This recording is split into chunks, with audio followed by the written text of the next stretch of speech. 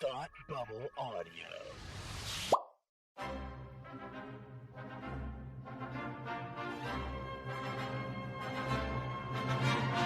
Look, up in the sky! You will never find the more wretched hive of scum and villainy. Welcome to Beer with Geeks with Tim and Frank. Who are you? I'm Batman. I am Iron Man. Your friendly neighborhood Spider-Man. Hi, Christopher. I'm Nero. My name is Inigo Montoya. You're a wizard, Harry. A couple of guys with a couple of beers and a whole lot of pop culture nostalgia. Make it so, number one. Ladies and gentlemen, the Beatles. Name the dog, Indiana. Life finds a way. I am serious. And don't call me Shirley. Now sit back and crack open a cold one, because it's time for Beer with Geeks. It comes in paints? Shaken, not stirred. Great Scott! I was way off. I knew it started with an S, though. Hi, and welcome to Beer with Geeks, where two geeks geek out with beer. I'm Tim, and with me, as always, is my co-host, Frank. Hello, buddy. Hello. How you doing? Good. How are you? Good? I'm great. I'm good. It is frigid. It is. outside, It is though. quite cold. It is frigid. I didn't know. Well, I did know because we live in New England, but for whatever reason, it was 65 on Christmas. I still haven't been able to snap myself Still into got that- like this, yeah. it's winter Right. thing we have going on. Going through a cold snap, you might even say. Yeah, I'm going through a beer called Cold Snap Right. and a winter. Correct. Yeah, That's well correct. done. Yeah. Well done. Sam Adams Cold Snap. It's their seasonal, along with their like winter warmer and stuff. Or winter lager, that is. This is their white ale brewed with spices and spices added. And they've been doing this one for a couple of years now, and I like it a lot. Yeah, it's good. It's good for this Arctic tundra that we find ourselves in. I also like that it's brewed with spices and spices. That's I know spices added, but when you look at it, you go, you're like, well, that's an oddly way to phrase that. This might be a frozen tundra. Yeah. But it's our home. It's where we live. Yeah, you're we right. live in a place Yeah. that is frozen and has giant ice crystals everywhere. I've been meaning to tell you about that. Yeah. There are two things you could worry about. One, Oh, okay. somebody has come into your home and put crystal meth everywhere, Oh. or Huh. you've been living in the Fortress of Solitude. I wouldn't be worried if that was the case. That'd be awesome. Because, no one ever finds the Fortress of Solitude. No one ever treks through the Arctic and finds the Fortress of Solitude. You're right. They take a gigantic, nice yacht and just stream up right to it. What? No, what? Because they've been there before. What? Yeah. When? Yeah. Does that happen? One would say they return to it. What? They return to the Fortress of Solitude. I don't understand. What? To the place where Superman doesn't actually live, but does visit occasionally. In fact, maybe for 3 seconds, and looks angry. It is his property. Yeah, it is. It is. Because the North Pole belongs to everyone, I guess. Yeah. Whenever Santa's not using it? Yeah. I'm confused right. about that. I don't know.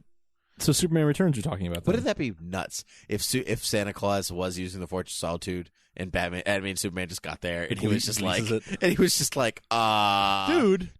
what? We had a fire. Yeah. Yeah. It was the elves. They got carried away. They got very carried away. So I watched Superman Returns yesterday. That was our big lead-in. Yeah. Yes. Yeah. I watched Superman. We made it. Yeah. I watched Superman Returns yesterday. Yeah. Because I said to my friend, we were watching Supergirl, and I said, hey, I'm in the mood to watch Man of Steel. And he says, hey, kind of in the mood to watch Superman Returns. And I go, all right, we can watch that one. Yeah. It's fine, because I haven't seen it in a while. Yeah. Your thoughts on Superman Returns? Superman Returns was I had a very bad reaction to it the first time I watched My it. first 3D movie. Ooh, okay. Mm-hmm. Okay. This was when they're like, They this segment will be in 3D. Right, the Please little put symbol your glasses on to put on the now. glasses. Yeah. I remember that. I didn't see it in 3D, but I remember that being the case. No, I was not a huge fan of it when I first saw it. I was pretty upset with it, actually, the first time I saw it. Back in 2006, I saw it in theaters. I was pretty upset with it because I was like, what? But they have a kid together, but then Superman's like a deadbeat dad and all this like fan rage. And you know me. This was a couple of years before you knew me, but back then, it was a year before I knew you, 2006. Yeah, I think 2 years. I think we met 08. Whatever. Yeah, around 1 or 2 years. Maybe 1 year. Back then I was very averse to anything different than what I knew in comic book story. Mm-hmm.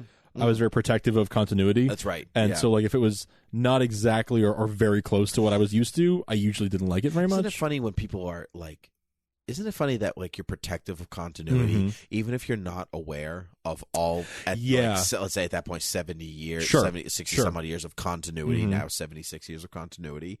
You're not aware of all of it. Right. So they could be pulling from stuff that is very much continuity, but because it wasn't my headcanon. Right. Insulated in your, like, I read 5 Superman stories. You didn't have a kid in any one of them. Right. This movie's terrible. Exactly. Yeah. Exactly. That's exactly. You're so spot on. Yeah. So on point. So, yes, because it didn't jive with my personal canon, I didn't like it.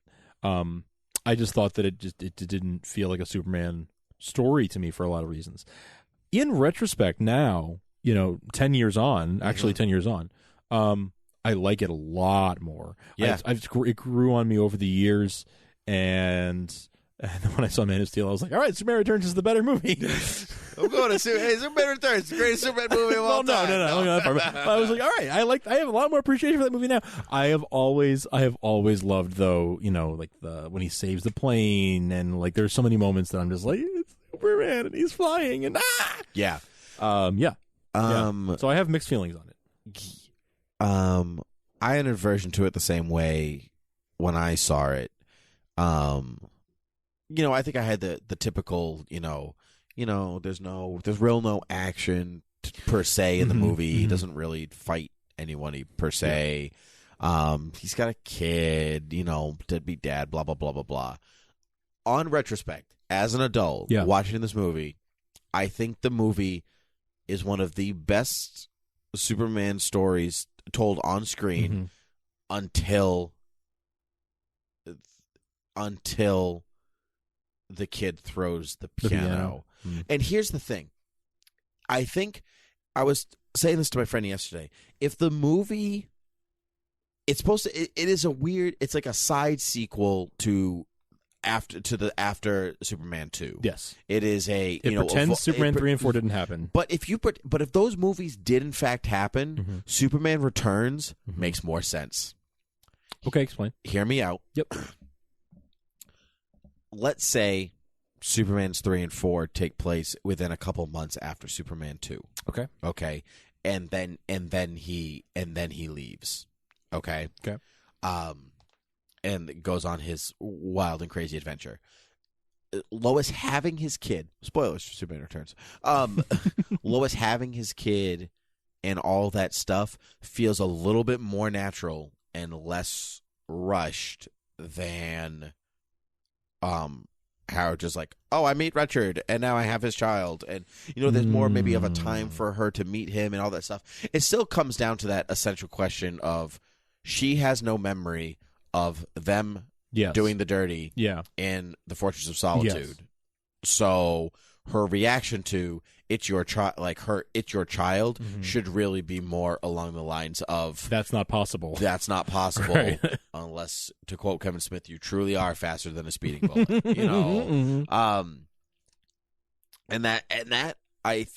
So I think that's always been my biggest and maintains to be my biggest problem with the movie. But if you in fact remove it from the Donner line, if you just flat out like ignore Superman 1 through 4, and you just in your head, like let's just say Superman and Lois did have this relationship, but then he leaves, and you take her as almost a bitter girlfriend. You know what I mean? You take her as like, you left me. Yes. Like you decided to just like, we had this thing together, and then you were like, you know what? I got to go away for a couple of years, and then you left. Yeah. It makes way more sense. And a lot less weird. Yeah. Because he could have left before she found out that he was pregnant and or something along those lines. Maybe babies take longer to gestate when they're Kryptonians. Maybe. Okay. Like maybe it's because his physiology is different than hers. Yeah. You know what I mean? There's a couple of, it's all headcanon. Yeah, it's all movie headcanon. Yeah. But there are ways of looking at the film that I didn't back in 2006 that are like make it feel better. Yeah. Yeah.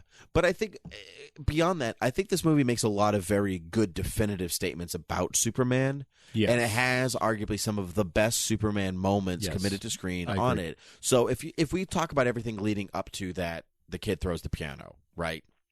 Mm-hmm. The kid tosses the Steinway, which breaks my musician. Yes. Because I didn't notice until I was watching yesterday. I was like, oh, that's a Steinway. Oh, that's a Steinway. Oh, no.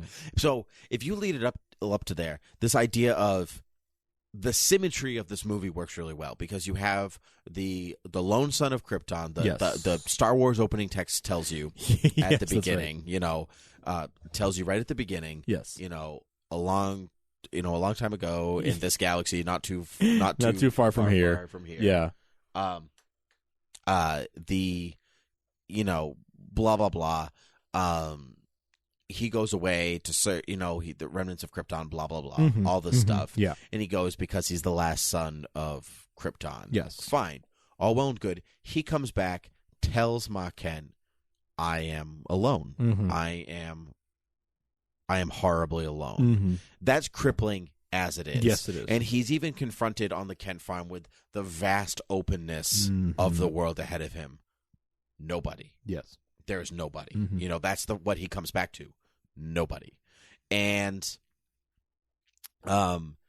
he comes back to the Daily Planet to gain some sense of normalcy. Yes. To find the people that were his somebodies, I guess, to find that they have all moved on. Yes. So then he is still, again, yet cripplingly alone. And then through the course of the movie, he finds, by the end that he has a son, right? Okay. One he didn't know about. Maybe he's not a deadbeat dad because he didn't know he had the child. You know what I mean? Like, he's technically not a deadbeat no, he's dad not, 'cause he if he didn't doesn't know. If he's ignorant to it. Yes. Yeah. And so, fine. So then, but that's where he comes. This character who is basically depressed because he is alone. He's like taken to going to Lois's house and like watching her new family, and which is weird. But a case can be made for like, like he left to go find his people and he found out that he was alone and he comes back and now even that's gone. Like the woman who loved is gone. So like everything he feels alone. Is gone. Yes. And so this is she's like he doesn't know what to do. He's reaching out for he something. reacts poorly, and I am not advocating stalking, but I'm saying I can understand. You can understand his position. While I don't support his actions, I understand. Yes, I can understand it. And then but then like she tells him in his coma that he this is presumably your son. This is what we're led to led to believe, that this is his son, and he gets a whole shift that he is. So two things happen in that moment though. His past basically takes new form. Yes. The Lois that was is now not exactly the Lois as is in front of him, but she's again part of his life. Yes. And he now has someone that is not only like him, but part of him. Yes, exactly. And that's a beautiful story in yes, itself. There's a beautiful symmetry in there. If you told the story if this story wasn't a Superman story, nobody would have an issue with it. That's a really good point. You're probably right about that. Yes, if it was anybody else. Even Superman. A non-superhero, like if this was just another story, there's a beautiful symmetry to the way this story is constructed. Yes. And I think that gets lost amongst the Superman has a kid thing.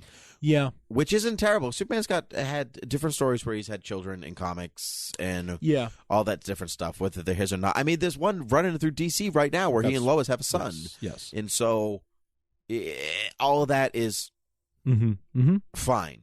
It's all fine. Yeah. That's what I noticed while watching it yesterday. That was my revelatory thought. There are things about the thing of him having a son. It's not the fact that he has a son. Period. It's like the way that it happens. Like I think people think Superman. They think more like quote unquote traditional values. I'm like, oh, why aren't him and Lois married if they're gonna have like that kind of thing? Yeah, is what bothered a lot of people back when the movie came out, and bothered me when the movie came out because like. I hold Superman to a higher standard of this sort of old-fashioned morality. That's true. Do you know what I mean? Yes. So, but like things like Smallville have softened me on that a little bit. Superman 2, they do. Yeah, and I didn't like that either. I always used to have a problem with that as well for the same reason. But people didn't have an outrage at that like they did at Superman Returns. That's probably true. You know what it is? It's because Superman Returns deals with consequences.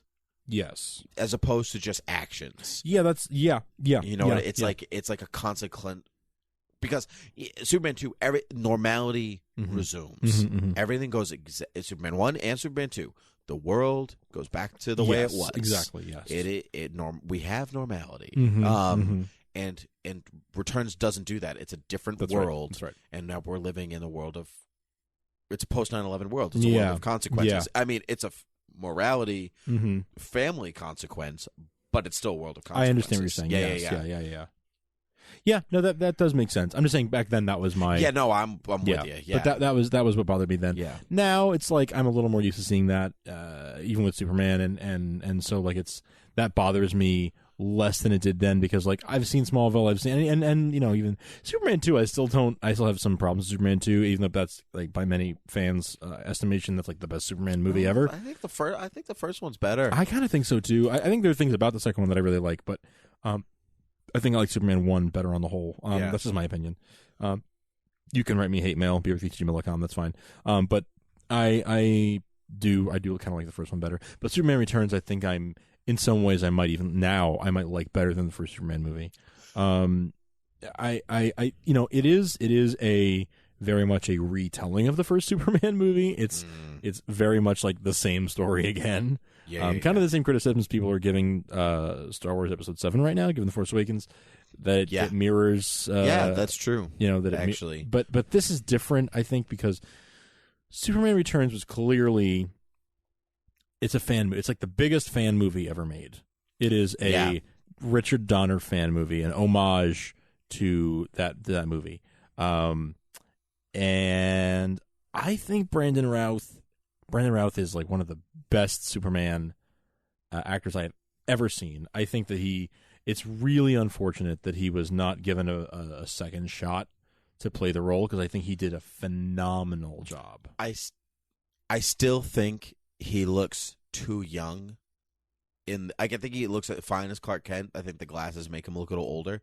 I still think he's got a baby face a bit. Even yesterday when I was watching it, if Brandon Routh played him today, that's it. Yeah. So I think Superman needs wisdom lines. You know what I mean? I don't agree with that. I he needs wrinkles? Not wrinkles, not like 50, 60-year-old wrinkles. I'm talking like Chris Reeve had smile lines. He had creases in his face. Yeah. Brandon Routh is smooth. It's smooth sailing the whole movie. Smooth as a baby's bottom. Yeah, it is. And I think that wrinkles are traditionally a sign of wisdom. And I see that. Superman as a particularly wise being. Yeah. Now, also being said, some of the actions that Superman does in this movie are not particularly wise, i.e.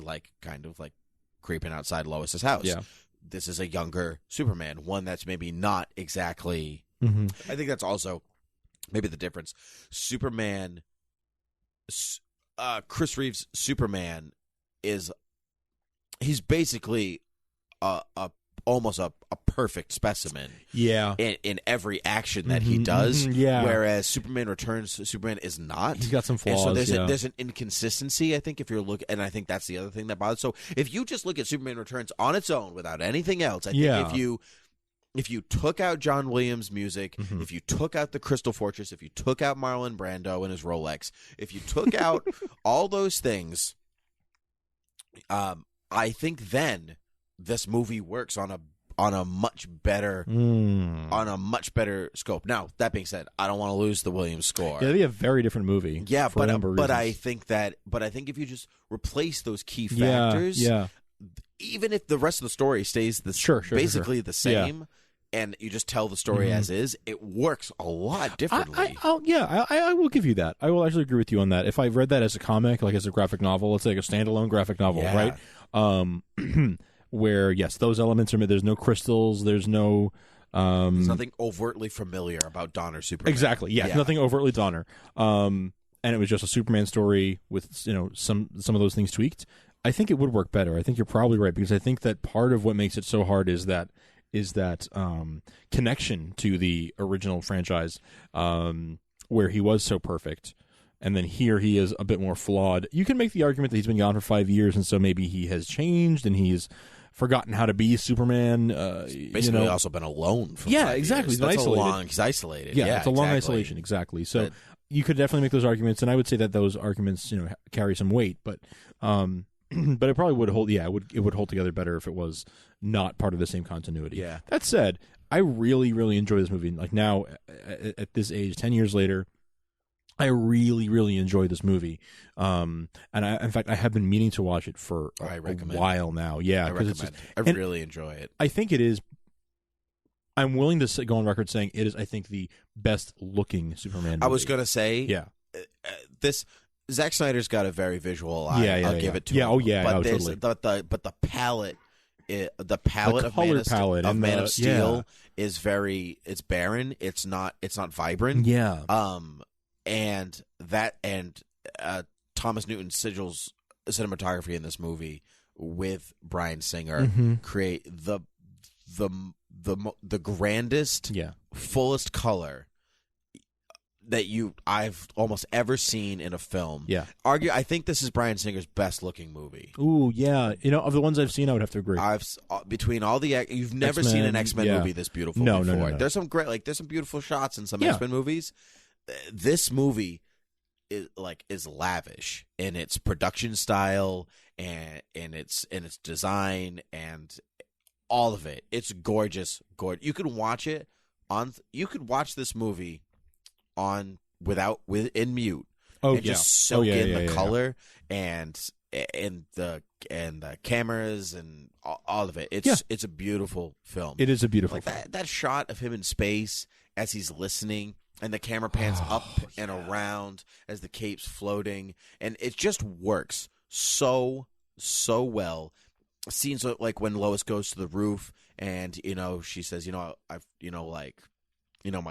Richard takes me flying, and he says never like this, and they float up together, up over the globe. And there's just a lot of moments like that as he descends into the fortress. Movie is gorgeous, and I can't speak enough credit about it. Losing words about it. Yeah, no, it is a beautiful, beautiful movie. Yeah, the color palette, the visual effects still hold up. Even the aesthetic of it is the Art Deco kind of look to the buildings and the it's a Fleischer cartoon brought to life. Yeah, kind of in a way that as Tim Burton's Batman Returns is like an Edward Goring. Use your one lookup. I'm using one lookup. Use your one lookup. I'm looking Well, as Tim Burton's in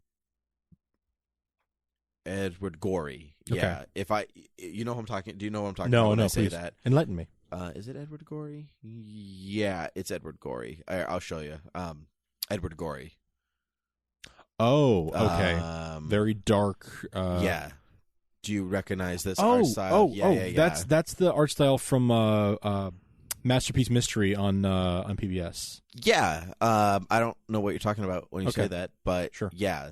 So as Tim Burton and Edward Gorey come to life in Batman, this is a Fleischer brought to life, even in costumes and hairstyles, and it's the fedoras and the three pieces and the this and that, and it all kind of blends seamlessly together, and that's where I think this movie really succeeds. I don't even think that it's it gets panned for its lack of action. I've said a bunch. Some of my favorite stories are superheroes sitting around in their costumes. Yeah, that's it. Yeah, superheroes sitting around, not doing stuff, just sitting in their costume or like having a conversation and whatever else. And that's what this movie is. Yeah, interspersed with some stuff. But I think I will say I don't like him lifting the island into space. Yeah, with, I have to. With that much kryptonite around him, I get it's like he's overcoming the kryptonite and stuff like that. But it doesn't really. It's by taking away kryptonite from him this way, Mhm. because you could argue like, well, why doesn't he do that every time? Mhm. Because Mhm. Lois is always there anyway. Right. So and what why does it couldn't he do it when he matter? got stabbed with kryptonite? Why can't he do like every time he's faced kryptonite before? Why could or maybe not even before, but from now on? Right. As From he- now on. Right. Right. It's not before. It's From now on. Right. Why? So, yeah. Yeah. So I do take issue with that. I do take Yeah. issue with that. I've always taken issue with that. Yeah. 'Cause That's backed into a corner kind of. yes. Yeah. And that is an overpowered moment that makes it less interesting. Superman has so few physical vulnerabilities. Yeah, you got to give that you got to you give him have the one. you man. can't take. Yeah. You can't take them away because it depletes that. I've said it before and I'm going to say it again a million times. The tragedy of Superman is that he can't save everyone. Yes. That I think Man of Steel shows. Yes, it does show real well. Yes, it does. In its Yes, it own does. way. Mhm. He certainly didn't save everybody in that movie. No, he didn't. And I think this movie didn't do it enough where he literally saves everyone. I don't think one person got hurt. Yeah. Not one person got hurt Yeah. from any of this. There's literally no fatalities. I mean, Superman 1 does this thing. He spins around and like that eliminates yeah. the tragedy of Superman that he can't save everyone. Yes. And it's the same thing. Like there's no fatality. There's no stake. Mhm. And I think that's also what's missing. Though that shot of him lowering the Daily Planet globe as Atlas as he descends. Oh, it's so good. Geekwood. It's so I get Geekwood. It's so great. Yeah. It's so great. so good. It's so good. Yeah. There are a lot of things. I think I've heard this argument before that you're making here, where I think that the perfect Superman movie lies somewhere between Superman Returns and Man of Steel. Yeah. Because it was like, he didn't throw a single punch the whole movie. There was so much destruction. He saved the entire planet and made it look too easy. There too many people died in this one. Like, somewhere in between there is the perfect Superman movie. I have not seen it yet. Do you think that if you took the visual palette of Superman Returns, Yeah. thank you, and overlaid with the story of Man of Steel, do you create a better Superman movie? I think Because I think the dull almost washed out palette of Man of Steel it doesn't takes away because it already depresses you throughout. Yeah. Because it's like a cloudy day. Yeah. For 2 hours. Yeah. Whereas there's so much there's maybe arguably too much richness in Superman Returns, and maybe that's why there doesn't feel like there's tension. I don't know. Yeah. There's a lot to play with. I think I would take some story elements from Man of Steel, and Yeah. definitely keep the look and feel of Returns. Yeah. I don't know if I'd take the whole story, but I would definitely take some elements of it. Major elements of it. Do you know? Did you ever hear what the planned sequel was? Because there was one For Returns? Yeah. Yeah. I remember it wasn't greenlit until very late into, like, they waited till the movie made, $500 million or something before they greenlit it. Because this movie was financially a success. It wasn't the success that they wanted it to be. But it was slower than they wanted it to be. But it was a financial It made success. money. It made money. Yeah, it made good money. It just took them longer than they were expecting instant It's Superman $1 billion. Yeah. But so it took them like a month or two, or more than they wanted to. with But some mediocre reviews. What was the story of the sequel?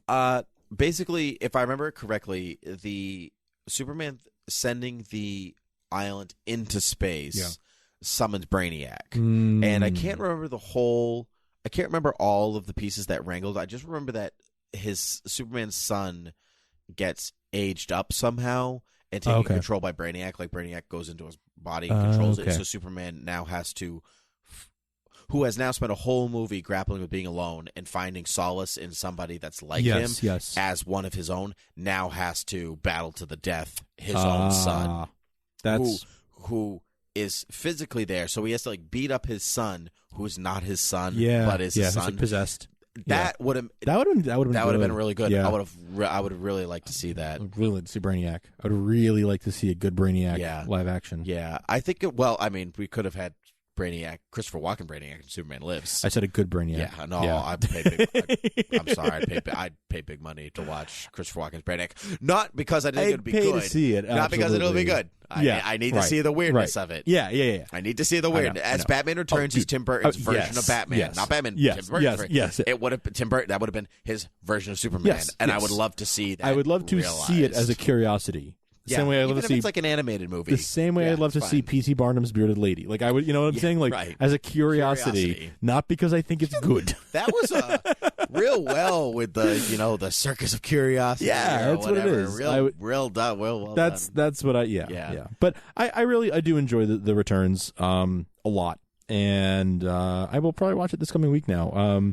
Because after this conversation, because it is such it's uplifting. It's an uplifting movie, and there are so many, and there are moments throughout where he gets to be classic Superman because you're not hindered. I think it's partly because you're not hindered by the origin story thing, so you get to just have him. Yeah, that's what the Star Wars text is brilliant. I mean, it's not really Star Wars text. It's a bunch of movies before a movie, but it's in that like bluish in a galaxy a long time ago. Exactly. I know what you're going for. Yeah. We haven't talked about a few things that I want to touch on before we go. I think Kevin Spacey is the best Lex Luthor we've ever had on screen. Oh my God, I love him so much. Yeah. I love him so much. I want him to play that role again just because I love him so much. I think you know how they talked about like when they were revamping Spider-Man, thought like, well, why don't we just get J.K. Simmons again, or like Judy Dench? They're like, well, we rebooted have her be Bond, but she was so good. Let's just bring her back. Yes. Like, who cares? I would be so fine with that. So fine with that. That I think is like just bring him back. He was so good. When they were talking about who they were going to cast as Lex Luthor, just bring the Spacey back. For Dawn of Justice, I was like. Just bring back the Spacey. I don't care. That's fine. I know it's a different continuity. That's okay. Just do it. I don't care. He was so good. He I don't think anyone denied. Yeah. No, I think everyone said he was the best part of that movie. Yes, he was like the most well-reviewed part of that movie. Yeah, I agree. The worst part of that movie is Kate Bosworth's Lois Lane. Yeah, she's very flat. She's very flat. Flat acting. I've not seen her in much else. I've seen her be good in other things. Yeah, she was great in Beyond the Sea. Which is how she got this part with Kevin Spacey, right? Which I kind of wonder.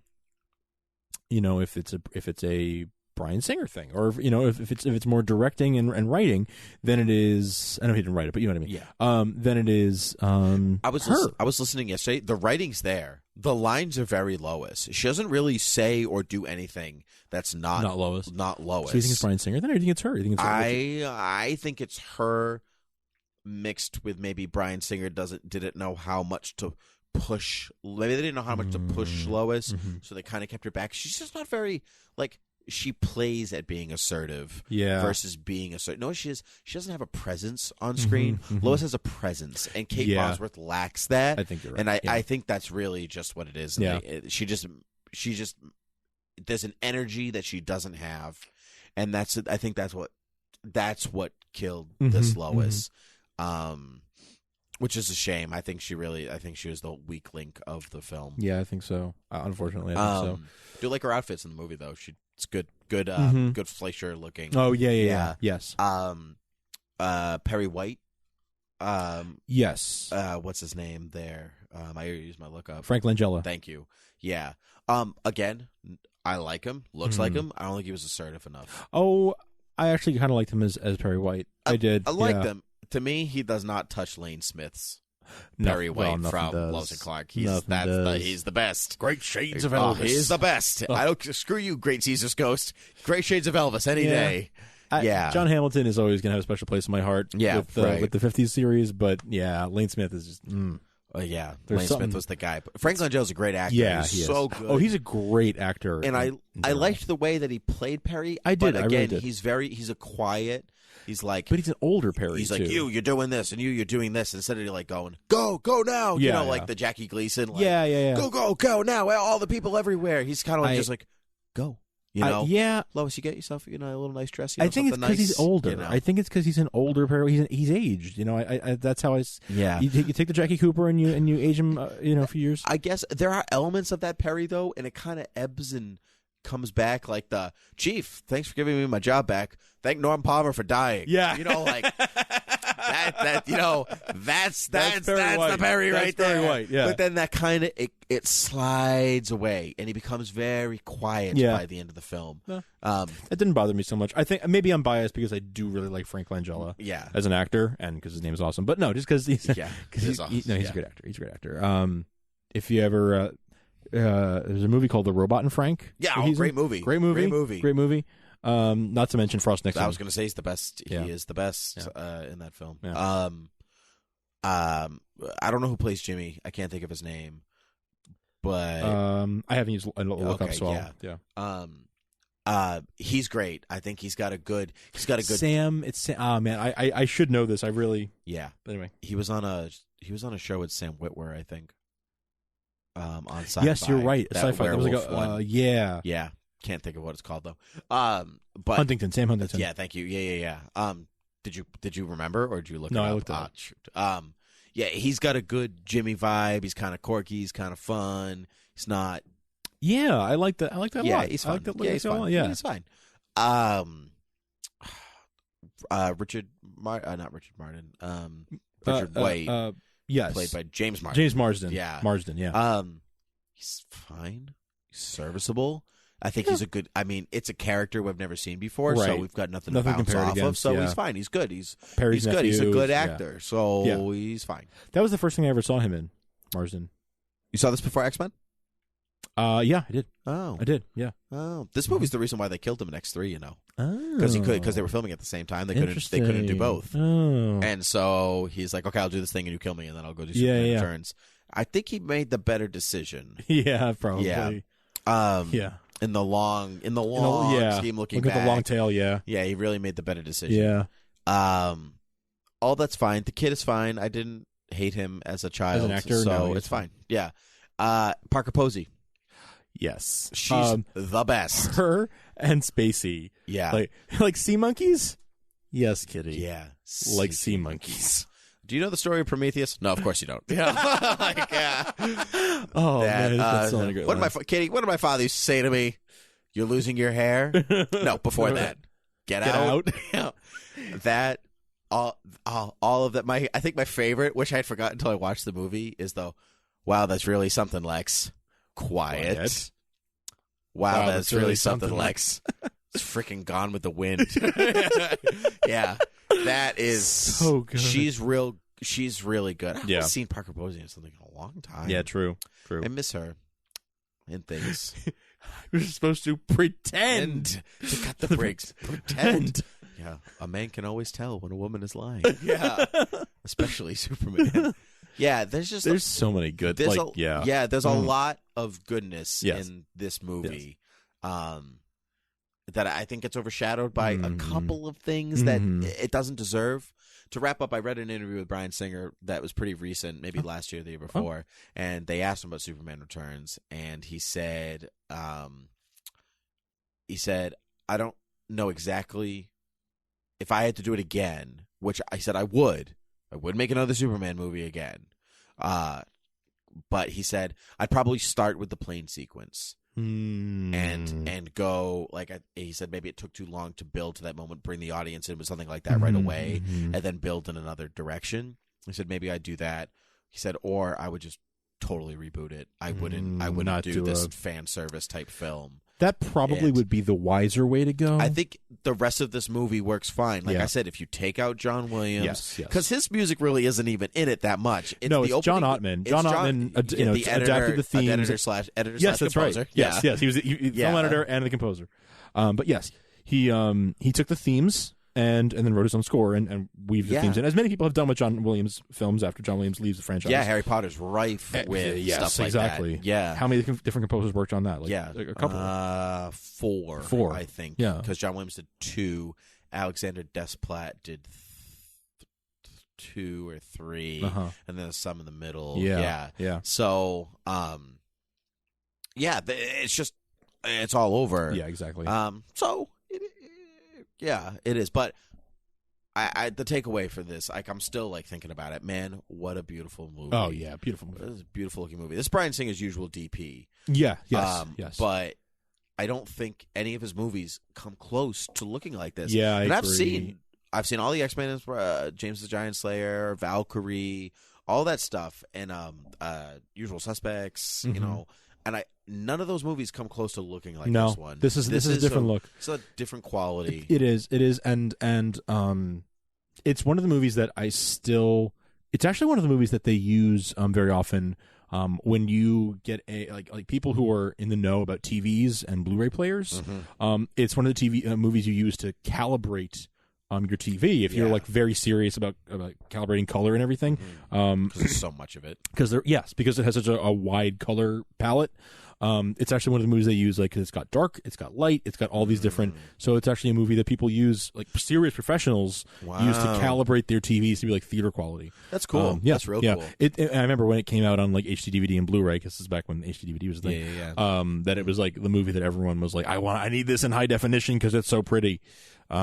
Yeah, I'm actually very excited to rewatch it soon. That's cool. But yeah. I will leave on the final thought of Brandon Routh's blue eye contacts are super freaky. Oh, yeah, they're distracting. HD. They're really distracting. Not when he's wearing glasses, but when he's Superman, it's really distracting. Yeah, it's just not, it's not natural.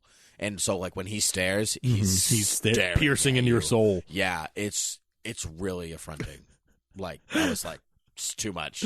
Superman, don't look at my soul. Yeah, it's too much. And then your face starts melting like the Ark of the Covenant. Like I was going to say, like Raiders. Yeah. So anyway, you can find us on Gmail at beerwithgeeks@gmail.com, facebook.com/beerwithgeeks. Yes. Beer with Geeks Twitter, on Twitter. at Beer with Geeks. Leave us a review, 5 stars on iTunes, please. Please and thank you. Some of you have been very gracious. Yes. Many of you actually have been very gracious to leave us a review or just a 5-star rating. It goes a long way. It does. In spreading the word and getting out there. You can also find us on Supergirl TV Talk, where Frank and I talk about CBS's Supergirl every week. You can also find us interspertly on Legends TV Talk. That's right. Where we talk about CW's new show, Legends, and where we team up with a bunch of other podcasts in our own collective team-up type show. That's right. Yeah, it's kind of a fun little quirky thing. And we love it. And yeah, fun stuff. Yeah, it's cool. Hey, well, before we go, one thing I did want to talk about. Yeah. Very, very, very final thought.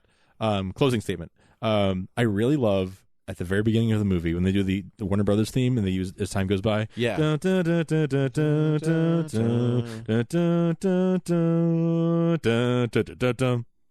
the Superman theme in there. Yes. It's the only time that's ever done. No other. I kind of expect them to maybe do it at the beginning of Man of Steel or do it at the beginning of other Superman films, like when they re-release them on DVD or something. Never done. That's funny. But I love it. I'm not surprised they didn't do it at the beginning of Man of Steel. No, not you're really, trying not to, really. You're trying to distance yourself. Yes. But I mean, well before the movie came out, I thought, well, if they use the same theme, maybe they'd do that. But no. Yeah. But anyway, that was my final little thought. That's cool. Yeah. Nice. Anyway. All right. Well, thanks for talking to Superman with me, buddy. Yeah, anytime. All right. Cheers.